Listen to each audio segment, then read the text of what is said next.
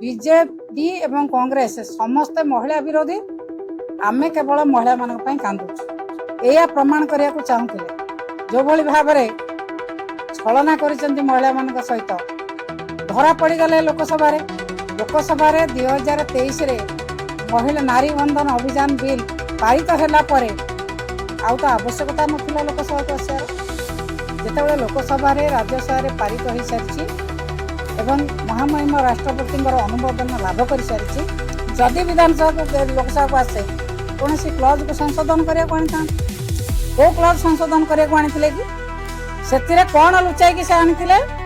ना डिलिमिटेशन किभली भाव डिलिमिटेशन करेंगे जिते से बिल पारित होता से 26 मसीहा जनगणना पर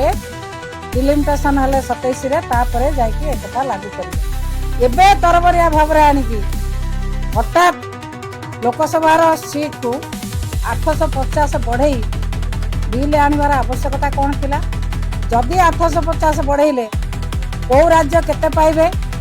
कौ अंक अनुसार कौ राज्य को केते देबे से कथा को लुचैकी रखिले से माने कौन करिथांते ना 2011 सेंसस अनुसार से माने सीट बांटी थांते जोतरे ओडिशार भाग 0.5% कमी था एमपी माने समस्त जानते बीजेपी एमपी माने समस्त जानिक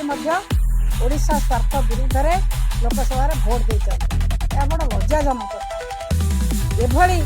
परिस्थिति बीजेपी दल मुह लुचाइवाई लोकलज्जार रक्षा पाइबापी मिछ आलोचना करने आह्वान देते मिछ